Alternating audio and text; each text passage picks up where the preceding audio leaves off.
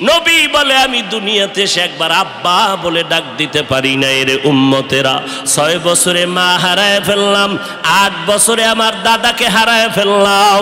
আমার আরবের মধ্যে কেউ নাই, চারদিকে আমার দুশমন। আমি কালেমার দাওয়াত নিয়ে কোথায় যাব? আমি ঘরের মধ্যে বসে কাঁদতেছি।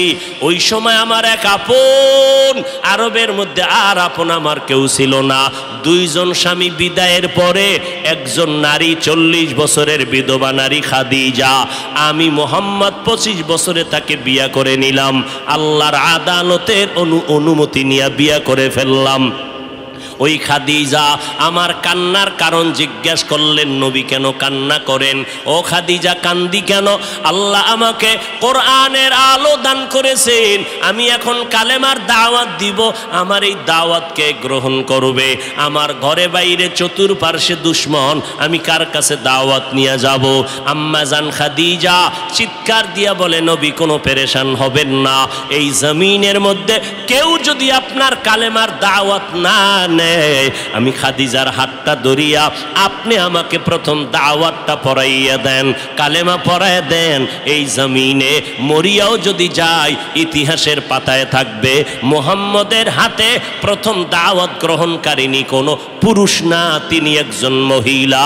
কিয়ামতের ময়দানে মদিনার নবী বলেন, জান্নাতের 8টা দরজা যখন খুলিয়া 4 জন নারীকে ডাকবে, আসো, জান্নাতের দরজা খোলা হয়ে গেছে, আসো। 4 জন নারীকে ডাকবে, তোমাদের কোনো হিসাব নাই, তোমাদের কোনো কিতাব নাই, তোমাদের কোনো পেরেশানি নাই। জান্নাতের 8টা দরওয়াজা, সব দরজা দিয়া ডাকবে, আসো, জান্নাতের হুর তোমাদের জন্য অপেক্ষা করতেছে, জান্নাতের বিছানা তোমাদের জন্য রেডি। কেন? তুই সূর্যের গরম যেন না লাগে, কারণ সূর্যের গরম লাগলে মাথার মগজগুলো টাস টাস করে ফেটে যাবে, একটা সেকেন্ডের আযাব সইতে পারবা না। আসো, কোনো হিসাব নাই, জান্নাতের 8টা দরজা খোলা, কোন দরজা দিয়ে ঢুকবা? আসো। ও এলাকার মা বোনেরা, 4 জন নারীকে জান্নাতের 8টা দরজা ডাকবে, এর মধ্যে একজন নারী হবেন আমার নবীর কলিজার বিবি। 2 জন স্বামী বিদায়ের পরে বিধবা 40 বছরের নারী খাদিজা রাদিয়াল্লাহু তাআলা আনহা। ওই খাদিজা ডাক দিয়ে কয়, ও নবী, আপনার হাতের কালেমার মুসলমান আমি একজন হয়ে গেলাম। নবী এবার কান্না বন্ধ করে বের হয়ে গেলেন। আর আমার দুঃখ নাই, আমার খুঁটি যখন মজবুত হয়ে গেল, আমার ঘরের চৌকাঠ যখন মজবুত হয়ে গেল, এখন আমি দাওয়াতে নেমে গেলাম। মায়ার নবী দৌড়াইয়া মানুষের দ্বারে দ্বারে গিয়া গোপনে গোপনে দাওয়াত দেয়। হাঁটতে হাঁটতে হাঁটতে হাঁটতে আমার নবী পাথরওয়ালা জমিন পাড়াইয়া তায়েফের ময়দানের কিনারায় দাঁড়ায় কয়, তোরা আমারে চিনোনি, আমি মক্কার মুহাম্মদ, আমি এক আল্লাহর দাওয়াত দিয়ে আসছি, গ্রহণ করো। এই আসমানের মালিক আমার আল্লাহ, এই জমিনের মালিক আমার আল্লাহ, ওই একটা আল্লাহ, আর কোনো আল্লাহ নাই। ওই আসমানের মালিকের পক্ষ থেকে আসছি, কবুল করে নাও। তায়েফের বেঈমানেরা কয়, এটা তো সেই মুহাম্মদ মক্কার পাগল। বাচ্চাদের ডেকে বলে, পাথর মেরে মেরে মুহাম্মদের তাড়াইয়া দাও। যেই নবীর শরীরের মধ্যে মশামাছি পড়া হারাম, মেঘের খণ্ড ছায়া দেয়, আমার নবী যেন কষ্ট না পায়। ওই শরীরের মধ্যে কাফেরের গোলামেরা এমন বৃষ্টির মতো পাথর মারতেছে, পাথর পরে পরে নবীর শরীর থেকে রক্ত প্রবাহিত হইয়া জুতা আটকাইয়া গেল। মায়ার নবী কান্না করেন, আর কদম বাড়াইয়া বাড়াইয়া মক্কার দিকে রওনা হলেন। আবার যত দূর যায়, আবার তায়েফের জমিনের দিকে তাকায়, আর আমার মায়ার নবী চোখের পানি ছেড়ে কান্না করে আর বলে, উদয়ার মালিক, তুমি একটু এদের দিলে রহম দাও। আল্লাহ সাথে সাথে জিবরাইলের পাঠায় দিয়ে কয়, জিবরাইল আমি আমার নবীর কান্না সইতে পারি না, যাও যাও। মুসা নবী আমার আশেক, ঈসা নবী আমার আশেক, ইব্রাহিম আমার আশেক, আর আমি আল্লাহ নিজে মুহাম্মদের আশেক। আমার নবীর কান্না সইতে পারি না, জলদি করে যাও রে জিবরাইল।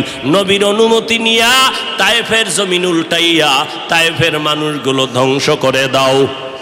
জিবরাইল আমিন আইসা আমার নবীরে যখন বললেন, নবী বলে, খবরদার ও ভাই জিবরাইল, এই তায়েফের মানুষগুলোকে তুমি মারবা না রে ভাই, কারণ আমি দুনিয়াতে আসি রহমাতুল লিল আলামিন। আজকে ওরা আমাকে চিনে না, এই জন্য আমারে পাথর মেরে তাড়ায় দেয়। ওরা যদি জানতো আমি মুহাম্মদকে, ওরা তো জানেন আমি মুহাম্মদের বাবা নাই, ওরা জানেন আমি মুহাম্মদের মা নাই, আমি মুহাম্মদ বড় অসহায়। ওরা যদি জানতো আমারে মোহাব্বত করে ওরা আদর করত, পাথর মারতো না। ওরা চিনে না, এই জন্য আমাকে পাথর মেরে তাড়ায় দিতেছে। একদিন যদি কবুল করেন আমার আল্লাহ, ওদের দ্বারা কালেমার খেদমত হবে জমিনের ভিতরে, ওদেরকে মারা যাবে না। ও জিবরাইল এদের উপরে কোনো আঘাত করিও না। আমার মায়ার নবী রক্ত পড়ে জুতা আটকায় গেল। আম্মা জান আয়েশা রাদিয়াল্লাহু আনহা বলেন, ও মুসলমান নবীর আশিক, আমার নবী আদর্শ কায়েমের জন্য রক্ত ঝরাইলেন, পেটে পাথর বাঁধলেন।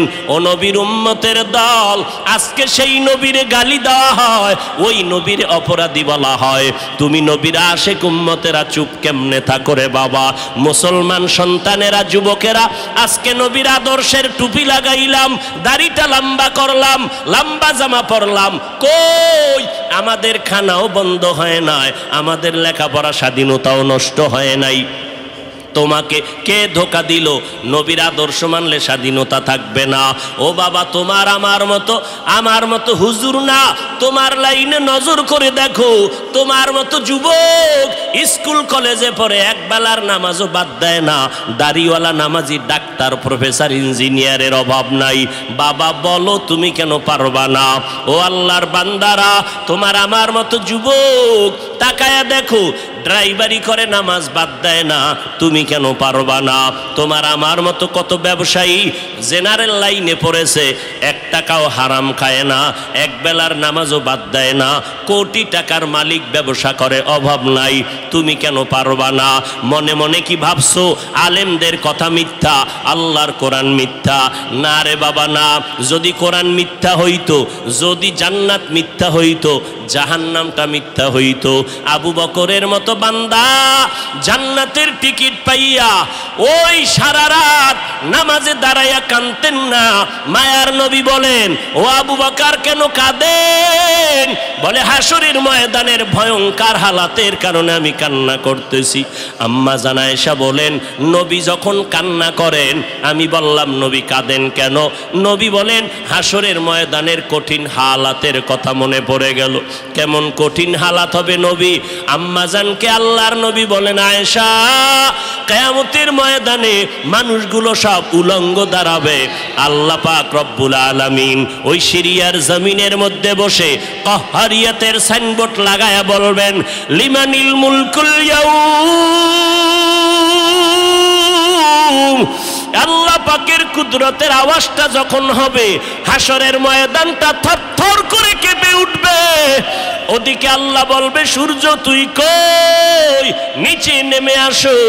আম্মা জান আয়েশাকে নবী বলেন, ও আয়েশা, ওই হাসরের ময়দানে সূর্যটা যখন নিচে নেমে আসবে, সূর্যের গরমে মাটির জমিনটা পুড়ে হবে তামা। ওই সময় এমন ভয়ঙ্কর অবস্থা, অপরদিকে জাহান্নামের আওয়াজ। জাহান্নাম বলবে, ও দয়ার মালিক,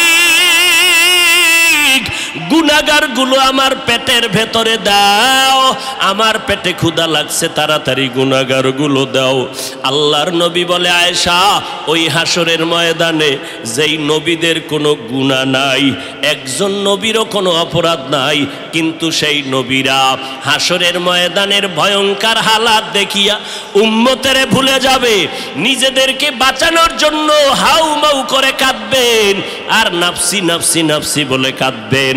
মূসা নবী উম্মতেরে ভুলিয়া নিজেকে বাঁচানোর কান্না করবেন, আদম নবী কান্না করবেন নাফসি বলে। গর্তের পিপিলিকা আমার নবীকে চিনে, আল্লাহর কাছে বলেন, হে মালিক, মেহেরবানি করে একবার মদিনায় পৌঁছাইয়া দেও, বাইতুল্লাহর ছাদটা দেখা আবার আমার গর্তে আসতে চাই, কবুল করো।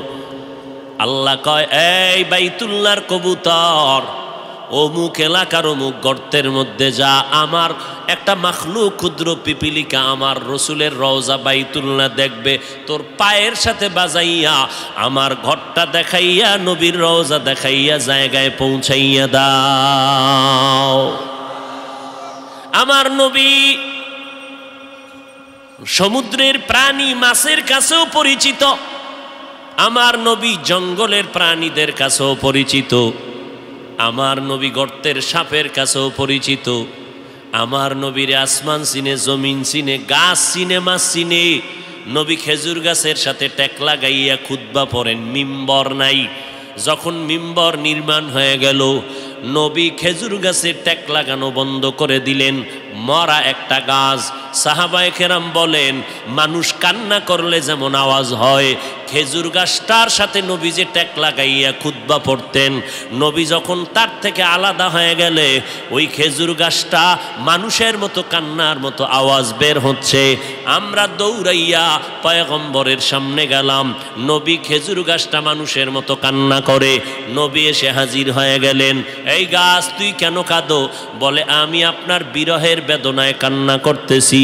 ও খেজুর গাছ, তুমি কি চাও? বলে, আপনি আমার জানাজা পড়ায় দেন, এখানেই দাফন করে দেন, আমি চাই জান্নাতে আপনার সাথে আবার থাকতে। আল্লামা রুমি রহমাতুল্লাহ আলাই ওই ঘটনা মাআরিফে মাসনবীর মধ্যে উল্লেখ করেছেন।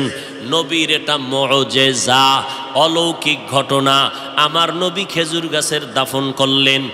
আজও যারা মদিনায় গেছেন, মদিনার নবীর রওজা মোবারকের অংশ, বাকি যে অংশটা মেম্বর, আর নবীর রওজার মাঝখান জায়গাটাকে বলে রওজাতুম মির রিয়াজিল জান্নাহ। যারা মদিনায় গেছেন, ওই রওজাতুম মির রিয়াজিল জান্নাহ নবীর হুজরা বা রওজা মোবারকার মেম্বর, যেই মেম্বরে দাঁড়াইয়া আমার নবী খুতবা পড়তেন, আজও সেই মেম্বরটা ওই জায়গায় আছে। কিন্তু ইমাম সাহেব গিয়া আলাদা বারান্দায় গিয়া ইমামের মুসাল্লায় দাঁড়ায়, কিন্তু নবী যেখানে দাঁড়াইয়া খুতবা পড়তেন ওই জায়গাটা আছে। নবী বললেন, রওজা আর ওই মিম্বরের মাঝখান জায়গাটা হলো জান্নাতের টুকরা। ওখানে যে কয়টা পিলার আছে পাথর দিয়া খচিত বাদাই করা, ওই পিলারের প্রত্যেকটা উপরে খুঁটির নাম লেখা আছে। একটা খুঁটির লেখা আছে সাতুনে আয়েশা রাদিয়াল্লাহু আনহা, কারণ ওই খুঁটির সাথে টেক লাগাইয়া আম্মাজান আয়েশা বেশি বেশি বেশি বেশি ইবাদত করতেন। আর একটা খুঁটির মধ্যে আছে সাতুনে উস্তুনে হান্নানা, এই খুঁটিটাই হলো খেজুর গাছওয়ালা খুঁটি। এই খুঁটির তলে যদি অনেক ভেতরে যাও, রসুলের দাফন করা গাছটা এখনো আছে ওই জায়গায়। আল্লাহর নবী বলেন, কিয়ামতের দিন আমার সাথে তোর জান্নাত হয়ে যাবে, জান্নাতেও তুই থাকতে পারবি। এটা বিশ্বের আর কারো ব্যক্তিগত বিশেষ কোনো কারণ না, রহমাতুল লিল আলামিনের এটা বিশেষ মুআজিজার বরকত। এরে নবীর আশিক, আল্লাহর নবী মোহাব্বতের সাথে ওই গাছটাকে দাফন করে দিলেন। উস্তু নেহান না না জাহাজ রে রসুল নালামিজাদ হামচুয়ার বাবুল। একটা গাছ আমার নবীরে চিনতে পারলো, চেনার কারণে বিরহের বেদনায় কান্না করলো। কপাল আমাদের বড় খারাপ, আমরা মানুষ হইয়া সেই নবীর এখনো চিনতে পারি নাই। চিনতে পারছেন? হ্যাঁ, এখানে বহু আশিকে রসুল দাবি করে আমি নবীর আশেক, না জানি কোনো পাগলে গিয়া বাইতুল মোকাররমে মিছিল কইরা আইছে জিন্দা নবীর আগমন শুভেচ্ছা স্বাগতম। মিছিল চলে না ঢাকায়, কেউ খবর নাই। কিন্তু কপাল খারাপ, জিন্দা নবীর আগমনের স্লোগান দিলের মুমিন ফজরের নামাজ পড়লি না, জহুরের নামাজেও মসজিদে পাওয়া গেল না, আসর পড়ো নাই, মাগরিব পড়ো নাই, এশাও পড়ো নাই। আবার এমন আশেক এই ময়দানে ঢুকছে বিড়ি টানার পর, আবার মোনাজাতের পরও বিড়ি টানতে টানতে বাড়ি যাবে, বরকত ছাড়া যায় না। এরে নবীর আশেক, রবিউল আউয়ালে নবী আসলেন, সুপরিচিত নবী আমার। মিলাদুন নবী, ওয়াফাতুন নবী, সিরাতুন নবী, তিনোটা শব্দ আমার নবীর শানের শব্দ। তবে তিনটা শব্দের মধ্যে একটু পাওয়ারের ব্যবধান আছে, পাওয়ার। সিরাতুন নবী শব্দটার পাওয়ার এত বেশি, মিলাদুন নবী আর ওয়াফাতুন নবীর থেকে সিরাতুন নবীর পাওয়ার বেশি। বলে কেমন? বলে মিলাদুন নবীর পাওয়ার কেমন? মিলাদুন নবী যদি কেউ অস্বীকার করে তার ঈমানের পয়েন্ট কমে যাবে, ওয়াফাতুন নবী যদি কেউ অস্বীকার করে তার ঈমানের পয়েন্ট কমে যাবে। কিন্তু সিরাতুন নবী যদি কেউ অস্বীকার করে তার ঈমানটাই থাকবে না। নাম্বার 2, সিরাতুন নবী বললে আর মিলাদুন নবী, ওয়াফাতুন নবী বলার প্রয়োজন হয় না, কারণ সিরাতুন নবীর মধ্যে মিলাদুন নবীও আছে, ওয়াফাতুন নবীও আছে। এই কথা যারা বুঝে না, এই রকম ধর্মান্ধ লোকেরা সিরাতুন নবীর বিরুদ্ধে স্লোগান দেয়। দেখছেননি ঢাকার অলিতে গলিতে এমন কোনো পিলার নাই, এমন কোনো দেওয়াল নাই, বড় বড় বড় বড় পোস্টার লাগাইয়া গরম বানায় ফেলছে, পত্রিকার পৃষ্ঠা দেখা যায় না। ঢাকার অলিগলি পোস্টার লাগানো, সাইয়্যিদুল আইয়াত 90 দিনের কিলাকিলি। কয়দিন? সাইয়্যিদুল আইয়াত রাজার বাগেরা এই পোস্টার লাগাইয়া ঢাকাকে ঢেকে ফেলেছে। সাইয়্যিদুল আইয়াদ মানি সব ঈদের সর্দার, রবিউল আউয়াল, মিলাদুন নবী, ঈদে মিলাদুন নবী। 90 দিন হেন মিলাদ পালন করবে। আল্লাহ হেদায়াত দান করুন। আরো জোরে বলেন। ভাইরা আমার, মিলাদুন নবী মানি নবীর সুপরিচিত নবীর জন্ম মোবারক। সিরাতুন নবী শব্দের অর্থ আমাদের নবীর জীবন আদর্শ। জন্ম হয় একদিন, আর আমার নবীর জীবন হলো 63 বছর। একদিন আর 63 বছরে যেমন ব্যবধান, মিলাদুন নবী আর সিরাতুন নবীর মাঝেও তেমন ব্যবধান। মিলাদুন নবী এটা আলোচনা করলে নফলের মতো সওয়াব, সিরাতুন নবী আলোচনা করলে হবে না, আমল করা হলো ফরজে আইন। সিরাতুন নবী কারে বলে? সাহাবায়ে কেরামের একটা বড় অংশ আম্মাজান আয়েশা রাদিয়াল্লাহু আনহার দরবারে গেলেন। আম্মাজান নবীর আদর্শের একটু বয়ান করেন। আম্মাজান পাল্টা প্রশ্ন করলেন, আফা তাকরাউনাল কুরআন, ও সাহাবায়ে কেরাম আপনারা কি কোরআন তেলাওয়াত করেন না? ক্বালু বালা, বলেন হ্যাঁ আমরা কোরআন তেলাওয়াত করি। আম্মাজান বললেন, কানা খুলুকুহুল কোরআন, কোরআন শরীফ হলো মদিনাওয়ালা নবীর আদর্শ। অতএব সিরাতুন নবী মানি কোরআন, সিরাতুন নবী মানি নামাজ, সিরাতুন নবী মানি কোরআনে বর্ণিত পর্দা, সিরাতুন নবী মানি কোরআনের বিধান, রোজা রাখা। অতএব যারা সিরাতুন নবী মানি না বলবে, প্রমাণ হলো তারা কোরআন মানে না, আল্লাহর বিধান মানে না। तुकु जाओ सुन्नते अहमद कुजा बा मुहम्मद कैबुअद निस्बतुरा मन अहब्बा सुन्नती कौले रसूल मजदाए काना माई हम कुन कबूल। এতক্ষণ আলোচনার দ্বারা কি বুঝলেন? আমরা মিলাদুন নবী মানি না, মানা লাগবে কি না? লাগবে। পর্যায় কি, কোয়ালিটি কি, সিস্টেম কি, মান কি? নফল। মিলাদুন নবী মানার মান কি? নফল। সিরাতুন নবী মানার মান ফরজ। সিরাতুন নবী মানি কোরআন শরীফ, সিরাতুন নবী মানি নামাজ, সিরাতুন নবী মানি রোজা, সিরাতুন নবী মানি পর্দা, কোরআনের আইন। এগুলো পালন করা নফল না ফরজ? ফরজ। আল্লাহ বুঝার তৌফিক দান করেন। আমরা এবার ওয়াফাতুন নবী, বাংলাদেশে দুই দল আছে। এক দলে রসুলের ওয়াফাতকে মানে না, রসুল যে মৃত্যুবরণ করেছেন তারা মানে না, কয় রসুল কখনো মরে নাই। এখন কয় যে রসুল মরিয়া গেছে, এটা কারা কয়? কয় ওয়াহাবিরা বলে নবী মরিয়া গেছে। মরে নাই নবী জিন্দা শুয়াছে। ওয়াহাবিরা বলে নবী মরিয়া গেছে। এবার শোনো, নবী যে মরণশীল এটা ওয়াহাবিরা বলছে না, কে বলছে? কোরআনের আয়াত শোনো, বিসমিল্লাহির রহমানির রহিম, ইন্নাকা মাইয়িতুন ওয়া ইন্নাহুম মাইয়িতুন। আল্লাহ বলেন ইন্না নিশ্চয়ই, কা হে নবী আপনি মাইয়িতুন, মাইয়িত। মাইয়িত জানাজা যখন পড়েন সামনে যে থাকে কি বলেন তারে? মাইয়িত মানে কি জিন্দা না মৃত্যু? আল্লাহ বলেন ইন্নাকা নিশ্চয়ই নবী আপনি মাইয়িতুন, মাইয়িত, ওয়া ইন্নাহুম মাইয়িতুন। অন্য প্রাণীদেরও মরণশীলেরাও মৃত্যুবরণ করবে, আপনারও মরণ হবে। বলেন আমার নবীর 12ই রবিউল আউয়াল ইন্তেকালের পরে জানাজা হয়েছিল নি? সোমবার দিন জোহরের আগে নবীর ইন্তেকাল, মঙ্গলবার দিন সকালবেলা গোসল কমপ্লিট হয়ে গেল। রওজা মোবারকে নবী যেখানে আছেন এটা আম্মা জান আয়েশার ঘর। আম্মা জান আয়েশার হুজরায় নবী ইন্তেকাল করেছেন। ওই জায়গায় নবীকে চাদর দেওয়া হলো। সাহাবায়ে কেরাম লাইন দিয়ে ঢুকেন, কোনো ইমাম নাই, আলাদা আলাদা একা একা নামাজ পড়ে যায়। ফেরেশতারা নামাজ পড়ে, এইভাবে নামাজ চলল।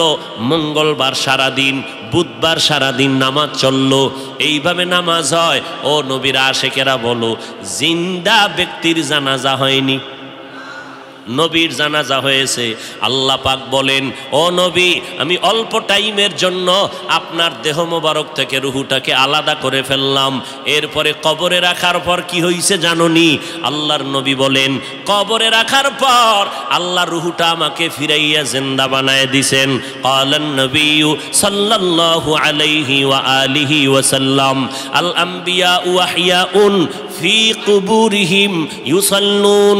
আল্লাহ নবী বলেন, সব নবীরা, আল আম্বিয়া সমস্ত নবী পয়গম্বরগণ, আহইয়াউন জিন্দা। কোথায়? বলে ফি কুবুরিহিম, কবরের ভেতরে, কবরের ভেতরে, কবরের ভেতরে, রওজার ভেতরে সব নবীগণ জিন্দা। ইউসাল্লুন, সব নবীরা কবরের মধ্যে জিন্দা হয়ে কি করে?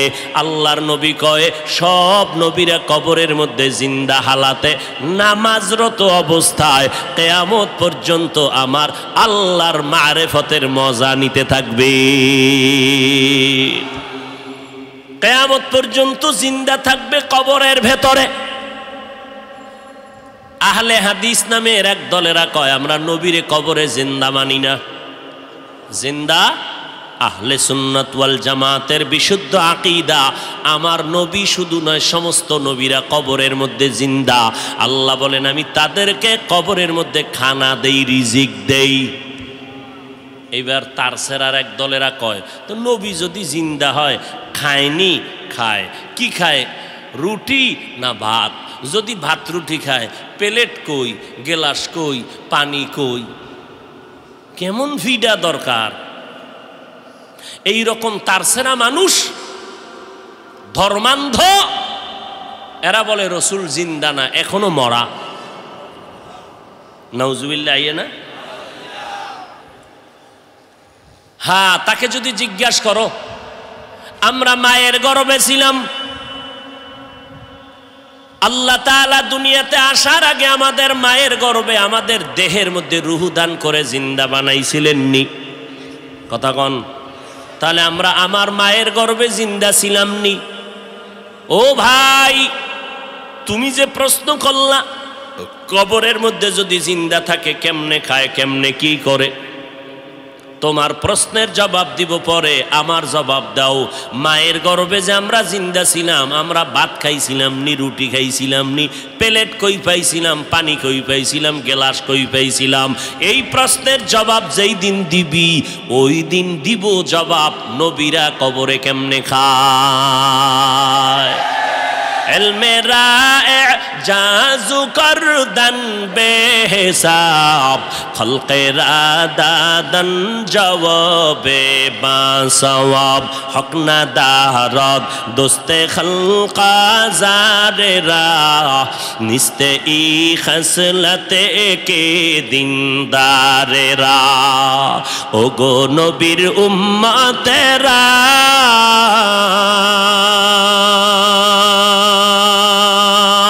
होए আজি দিশাহারা কোরআন হাদিসের চলো যখন যাহা চায় মনে নবী বিনে কে তরাবে পুলসিরাত মিজানে নবী বিনে কে তরাবে পুলসিরাত মিজানে চলো চলো চলো মুমিন চলো নবীর সন্ধানে নবী বিনে কে তরাবে পুলসিরাত মিজানে উম্মতের কান্ডারি নবী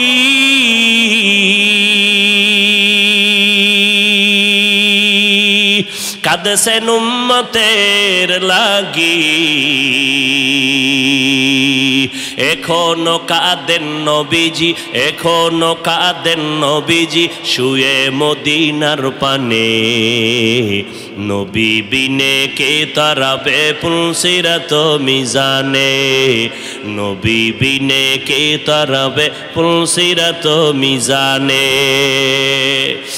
নবীর আশিক উম্মতের দান মায়ার নবী দুনিয়াতে আসলেন আবার রবিউল আউয়ালে বিদায় নিলেন আমার নবী মিলাদুন নবী সম্পর্কে কোনো আমল আছে কিনা আমরা নজর করে দেখব নজর করে তাকাইয়া দেখলাম নবী মিলাদুন নবীর উদ্দেশ্য করে আমার নবী মুসলিম শরীফের মধ্যে হাদিস আছে নবী বলেন সপ্তাহের প্রত্যেক সোমবার আমি মুহাম্মদ একটা করে রোজা রাখতাম সোমবার দিন রোজা রাখতাম সাহাবায়ে কেরাম বললেন পয়গম্বর আপনি সোমবার দিন রোজা রাখেন কেন নবী বলেন আমি দুইটা কারণে রোজা রাখি একটা কারণ আল্লাহ যেদিন আমাকে দুনিয়ায় পাঠাইছেন ওই দিনটা ছিল সোমবার আমি রোজা রাখার মাধ্যমে আমি আমার দুনিয়াতে আগমনের শুকর আদায় করি দুই নাম্বার কারণ আল্লাহ পাক আমাকে যেদিন কোরআন দিলেন গর্ত ওই হেরা গর্তের মধ্যে জিবরাইল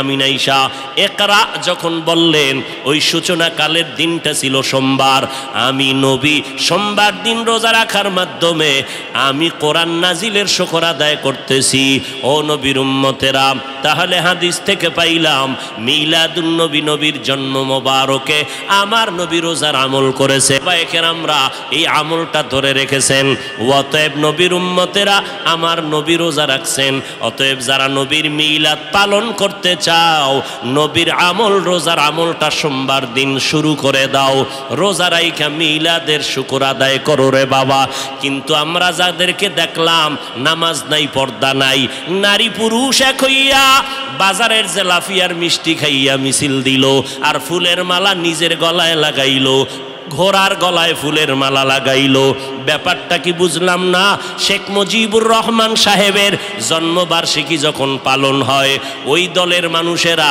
ভক্তবৃন্দরা দৌড়াইয়া গোপালগঞ্জের টুঙ্গিপাড়ায় তার মাজারে গিয়া ফুল দেয় জিয়াউর রহমান সাহেবের জন্মবার্ষিকী যখন পালন হয় তখন তার ভক্তবৃন্দ যারা আদর্শের সৈনিক যারা দৌড়াইয়া জিয়াউর রহমান সাহেবের মাজারে ফুল দেয় এই মুহাম্মদের আশেকের দল তোমরা যদি মুহাম্মদের জন্মবার্ষিকী পালন করতে চাও তাহলে তোমার গলায় কেন ফুল দিলা ঘোড়ার গলায় কেন ফুল দিলা যদি আসলেই তোমরা জন্মবার্ষিকী মুহাম্মদের পালন করতে চাও বিশাল বড় ফুল বানাইয়া বিমান ভাড়া কইরা কেন মদিনার মাজারে ফুল দাও না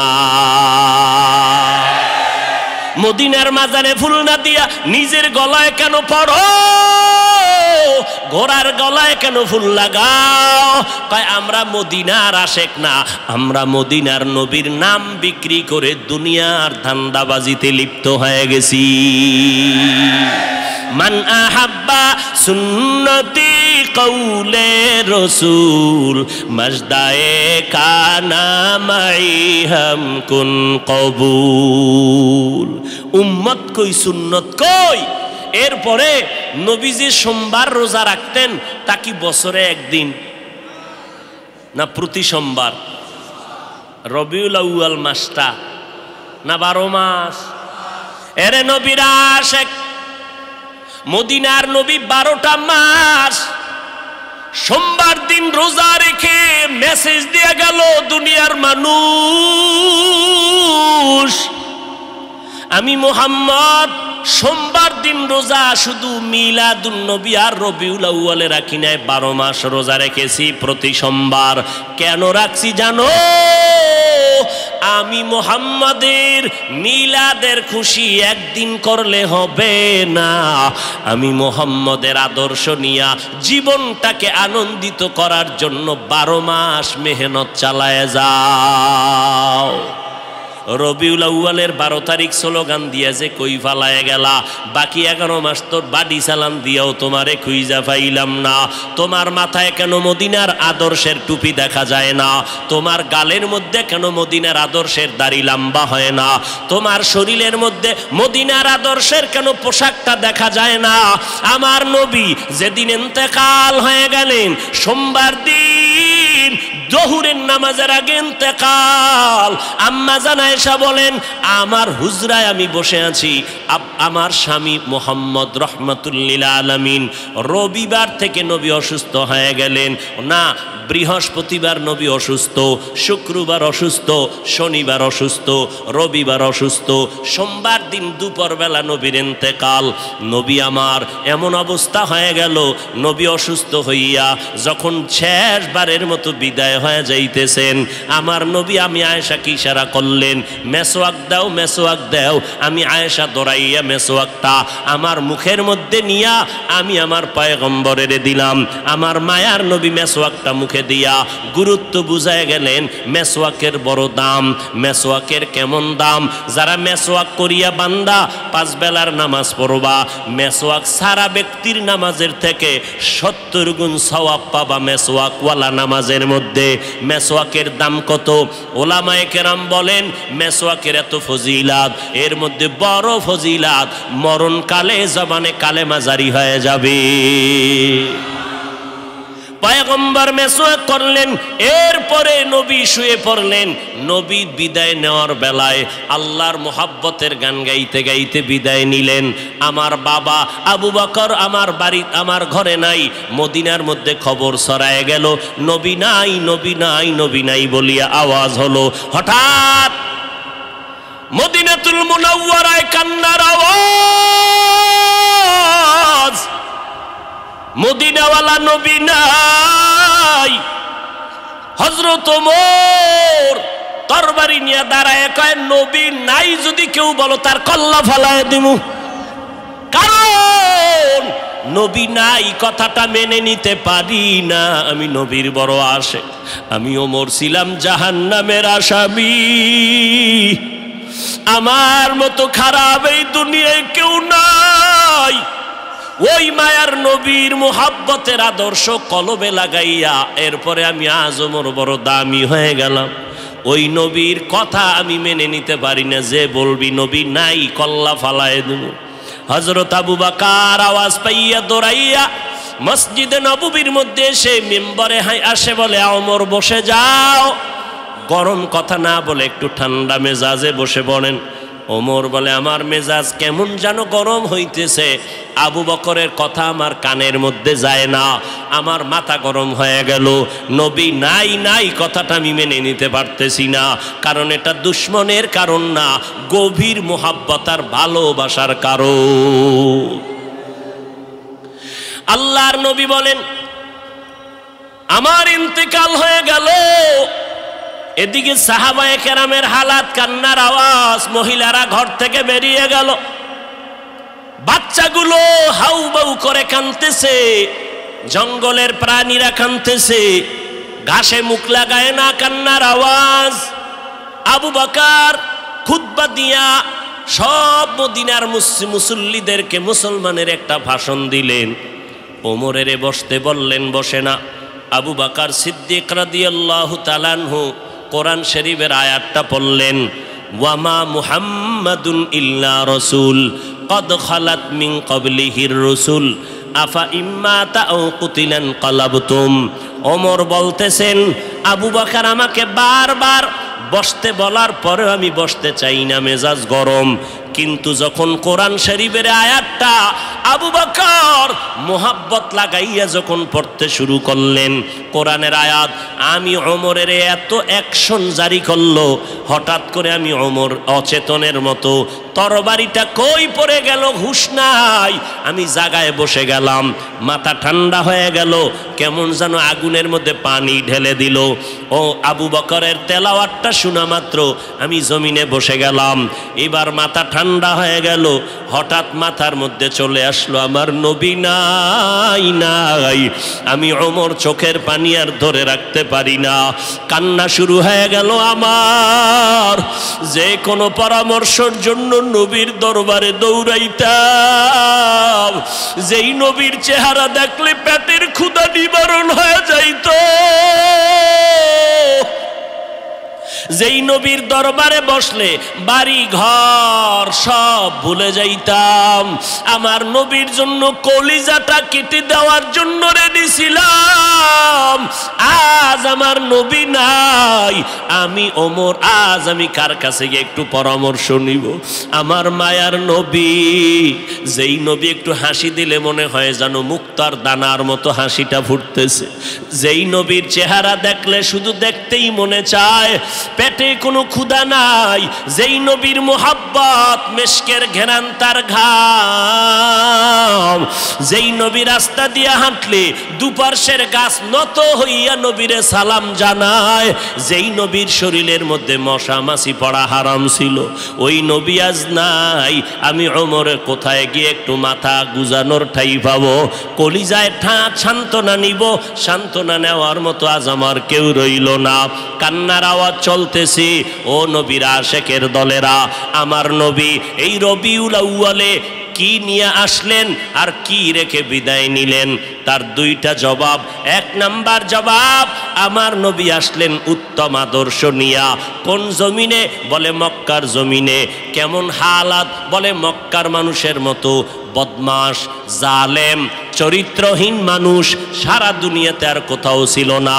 এই মানুষগুলো এত খারাপ, বাইতুল্লাহর ভেতরে 360টা মূর্তি টানানো, আবার এই বাইতুল্লাহর চারপাশে এই মক্কার চরিত্রহীন নারী পুরুষেরা উলঙ্গ হইয়া তওয়াফ করে একসাথে নারী পুরুষ। এরপরে নারীদেরকে পছন্দ করে না, কন্যাদেরকে জ্যান্ত দাফন করে দেয়। এই যুবক যুবতী অবাধে চলে, যৌবনের আদান প্রদান করে। মক্কার মানুষ এত খারাপ, নারীদেরকে হত্যা করে দেয়। বিধবা নারীদের কোনো দাম নাই, কন্যাদের কোনো দাম নাই। আমি পয়গম্বর এমন এক আদর্শ নিয়ে মক্কায় আসলাম। আমার আদর্শ যখন গ্রহণ করা শুরু করলো, মক্কার খারাপ মানুষ এত দামি মানুষে পরিণত হয়ে গেল। আমার আল্লাহ একদিন ডেকে বলেন, ও নবী, খবর শুনেন, আপনাকে নতুন এক সংবাদ দিলাম। অমুক অমুক অমুক অমুক সাহাবী, এদের নামে আমি আল্লাহ ফাইনাল সিদ্ধান্ত করে মরণের আগে আমি আল্লাহ জান্নাতের টিকিট দিয়ে দিলাম। আমার নবীর আদর্শ গ্রহণ করে 10 জন সাহাবা জান্নাতের টিকিট পেয়ে গেলেন।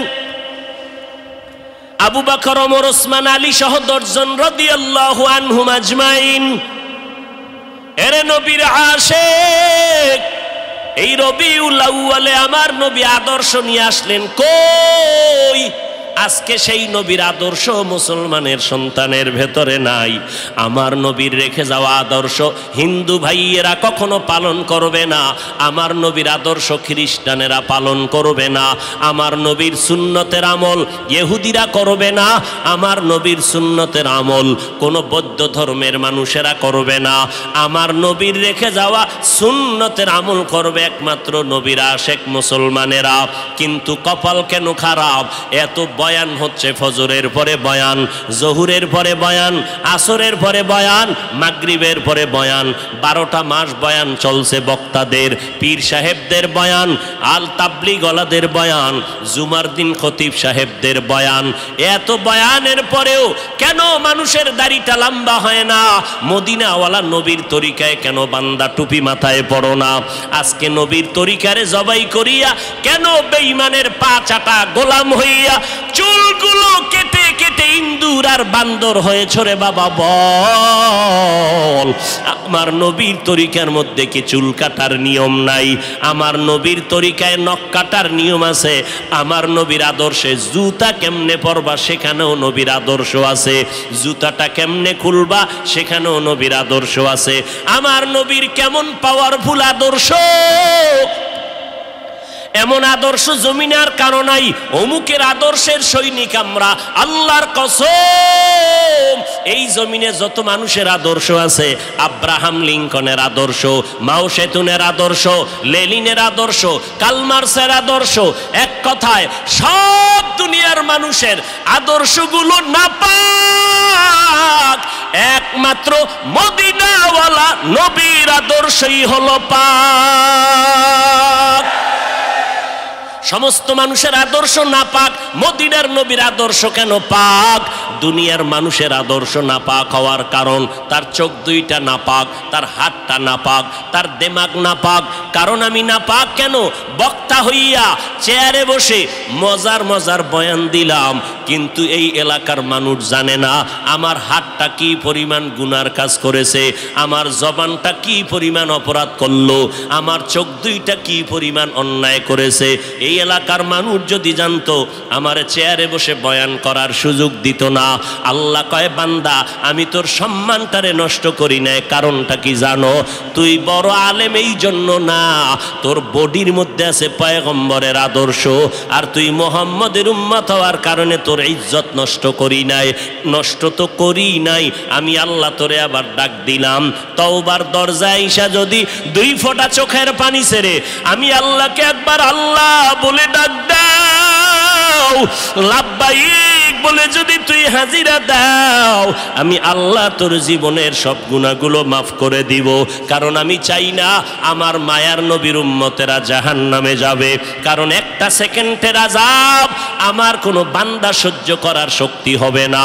আম্মা জান আয়েশা বলেন, একদিন দেখি আমার মায়ার নবী আমার হুজরায় বসে গুনগুন গুনগুন করে কান্না করেন। আমি আয়েশা বললাম, নবী আমার কোনো ভুলের কারণে আপনি কাঁদেন, আমার কোনো ব্যবহারে কষ্ট পাইয়ে আপনি কাঁদেন নাকি? মায়ার নবী কয়, না না আয়েশা, তোমার ব্যবহারের কারণে কাঁদি না, আমি কান্না করি হাসরের ময়দানের কথা মনে পড়ে গেছে রে আয়েশা। ওই হাসরের ময়দানটা কেমন ভয়ঙ্কর হবে, ওই কথা মনে পড়ে যাওয়ার কারণে আমি কান্না করি। ও নবীর উম্মতেরা, আমার নবীর আদর্শ দেখিয়া মক্কার মানুষ দলে দলে কালেমা পড়ে নবীর সৈনিক হয়ে যায়। আমার নবীর কেমন আদর্শ! নবী রাস্তা দিয়ে হাঁটে, যেখানে কদম দেয় ওখান থেকে দীর্ঘদিন মেশকের ঘেরান আসতেছে। নবীর ঘাম থেকে মেশকের ঘেরান পাওয়া যায়। আমার নবী হাঁটতেছেন রাস্তা দিয়া, বারবার সালামের আওয়াজ শোনা যায়। সাহাবায়ে কেরাম বলেন, মানুষ নাই, সালামের আওয়াজ কোথা থেকে শোনা যায়? নবী বলেন, ও সাহাবায়ে কেরাম, আমি মুহাম্মদের সুসংবাদ পাইয়া জঙ্গলের হরিণ আমারে সালাম দিয়েছে, জঙ্গলের বাঘ আমারে সালাম জানিয়েছে, জঙ্গলের প্রাণীরা আমারে সালাম দেয়। আমার নবীর শরীরের মধ্যে মশা মাছি পড়া হারাম। আরবের মানুষ তাকায় দেখে মুহাম্মদ যেদিকেই যায় একটা মেঘের খণ্ড তার মাথার উপরে। কেন? সূর্যের গরম জানো নবীর শরীরে লেগে কষ্ট না দেয়, মেঘের খণ্ড ছায়া দেয়। আমার নবীর শরীরে মশা পড়ে না, মাছি পড়ে না, নবী কষ্ট পাবেন।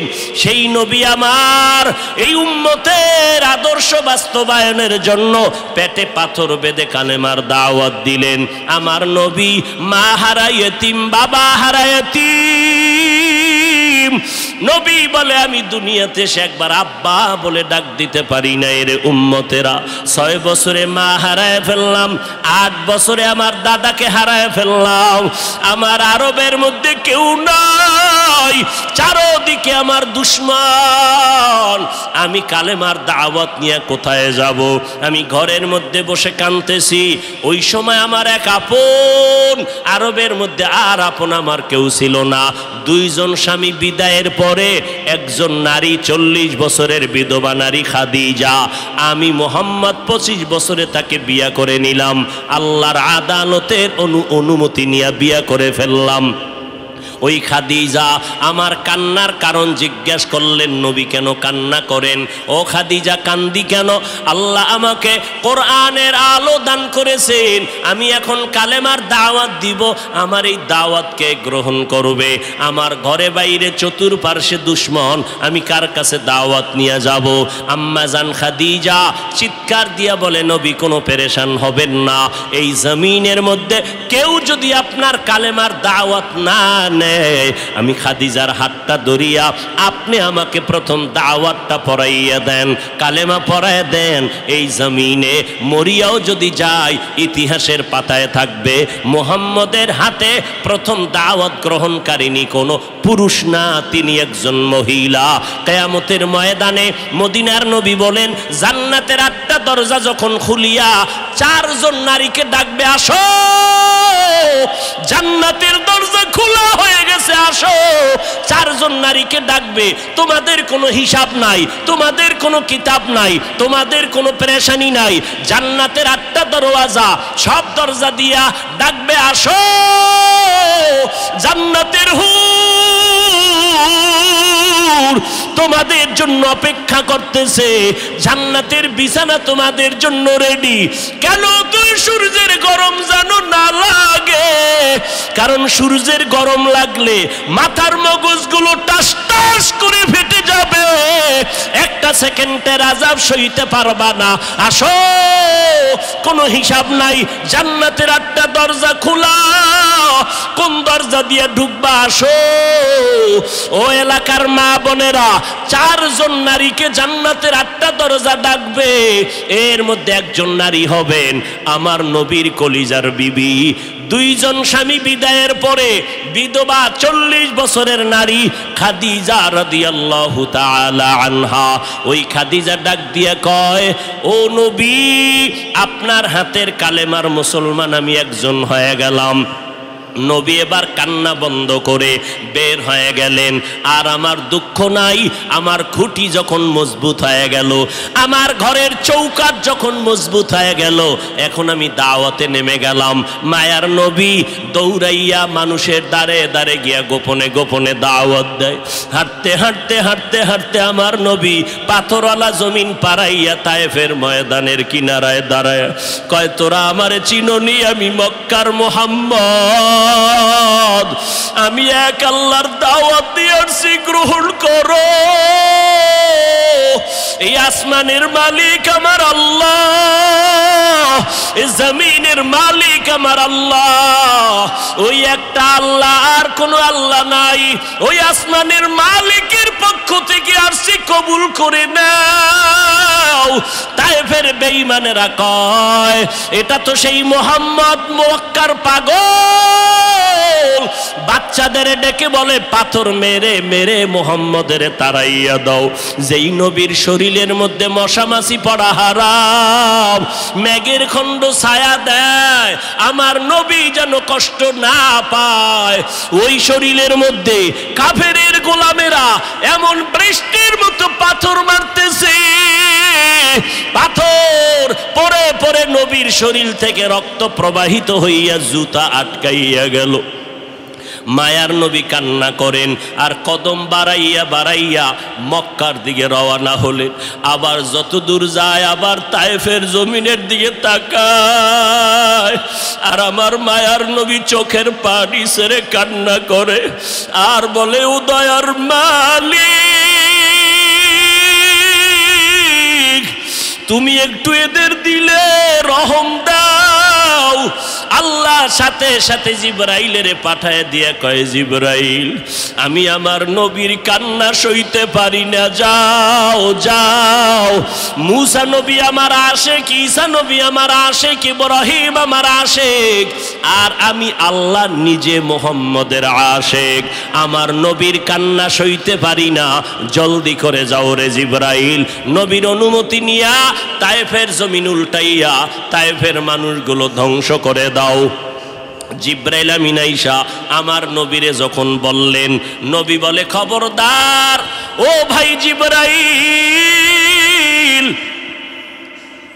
এই তায়েফের মানুষগুলোকে তুমি মারবা না রে ভাই, কারণ আমি দুনিয়াতে আসি রহমাতুল লিল আলামিন।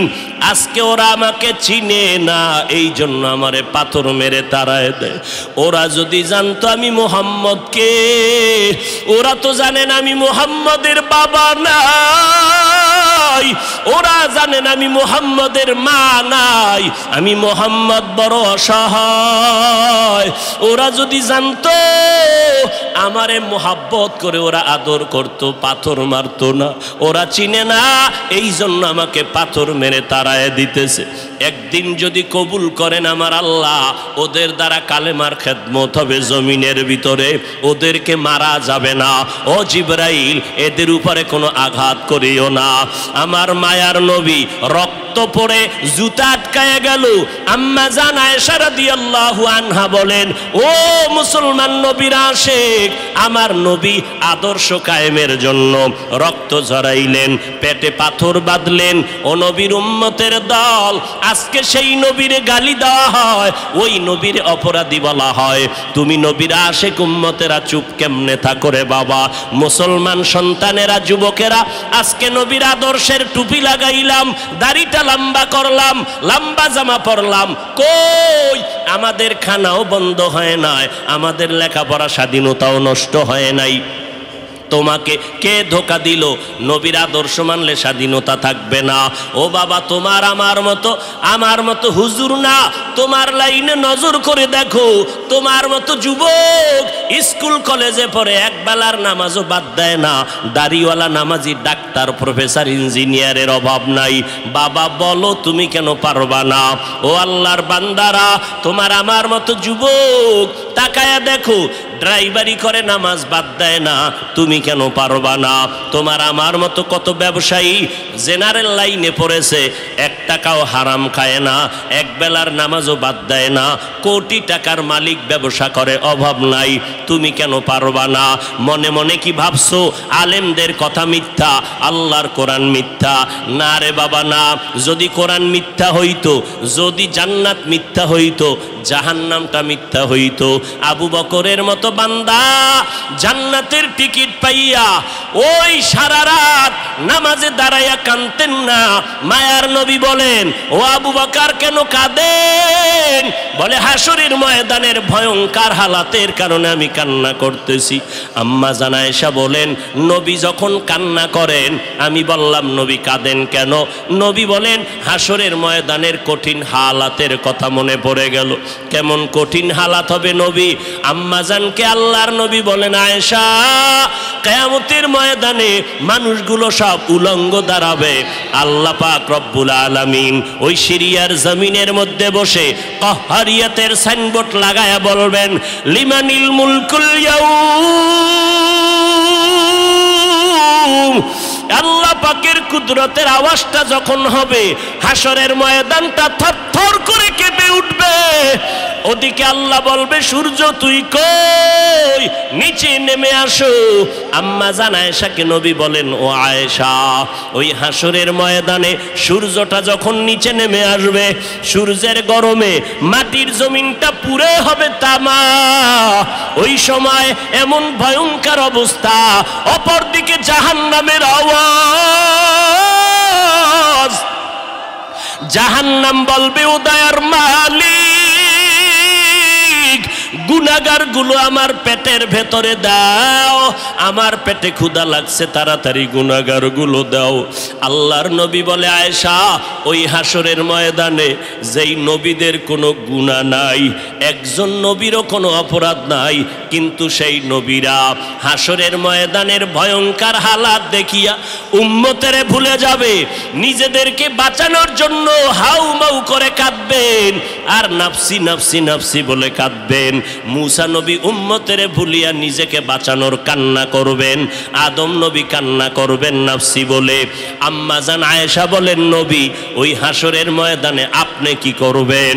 মায়ার নবী কাঁদেন আর বলেন, আয়েশা, ওই কঠিন সময় আমি মাওলার কাছে সিজদায় পড়ে কাঁদব। ওই সময় আমি আমার নিজের জন্য চিন্তা করব না, আমি কেঁদে কেঁদে বলবো, আমার উম্মতগুলো কই? ও আল্লাহ, আমার উম্মতগুলো জান্নাতে দাও। একটা উম্মত জাহান্নামে গেলে আমি মুহাম্মদ জান্নাতে যাব না রে আল্লাহ। ও নবীর আশিকের দল, ওই আল্লাহর নবীর কথা মিথ্যা মনে করিও না রে বাবা। আমার নবী 63 বছরের জীবনে একটা মিথ্যা কথা বলেন না রে নবীর আশিক। কেন তুমি আজকে নবীর তরিকা মতো চলো না? চাকরিও যাবে না, লেখাপড়াও যাবে না, ডাক্তারি পড়ো, ইঞ্জিনিয়ারিং পড়ো, প্রফেসর হও, কিন্তু নবীর তরিকার মালাটা গলায় লাগাও, মা বাবার দোয়া নিয়ে সামনে আগাও। কারণ মা বাবার চোখের পানি ছাড়া জমিনের মধ্যে আর কারো দোয়ায় আগানো যায় না।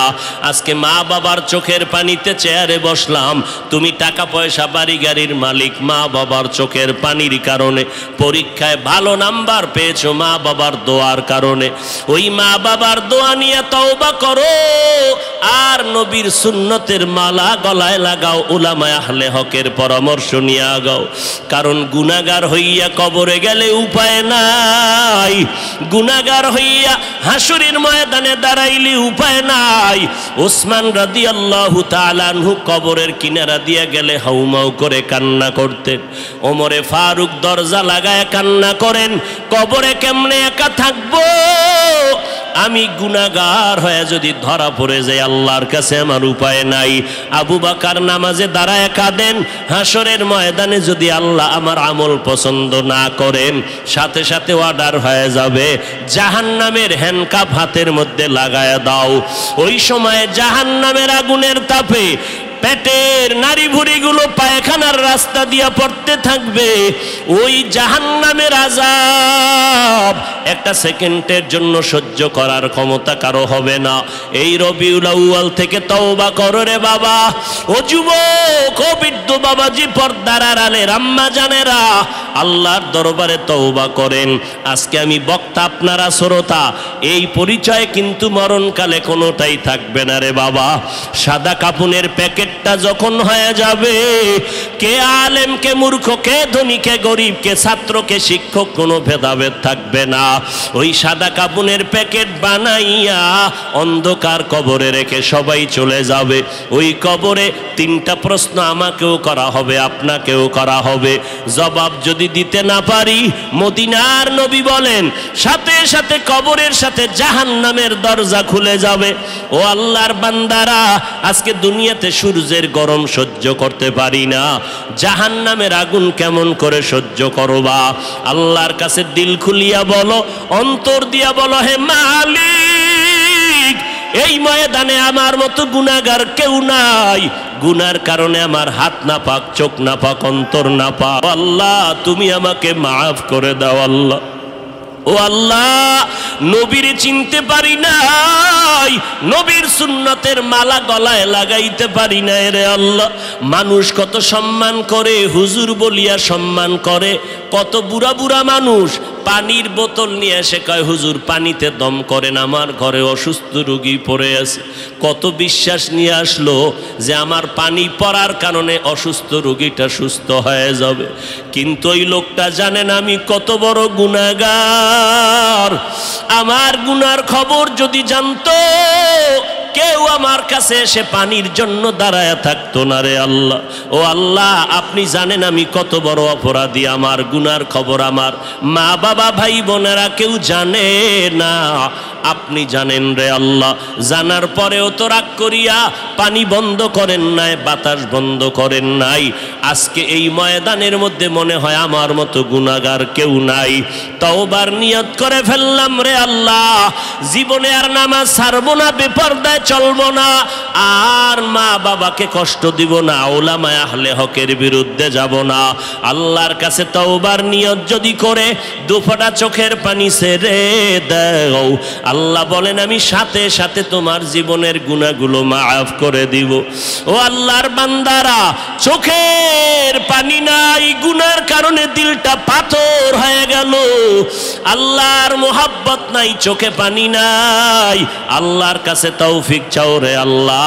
কান্নাওয়ালা চক্ষু দান করে দাও, জিকিরওয়ালা জিহ্বা দান করো, আখিরাতের ফিকিরওয়ালা কলব দান করো। ও দয়ার মালিক, আর নবীর তরিকার বাহিরে চলবো না, আর উলামায়ে আহলে হকের বিরুদ্ধে যাব না, মা বাবার বিরুদ্ধে যাব না, দেশ ও জাতির বিরুদ্ধে ষড়যন্ত্রে লিপ্ত হব না।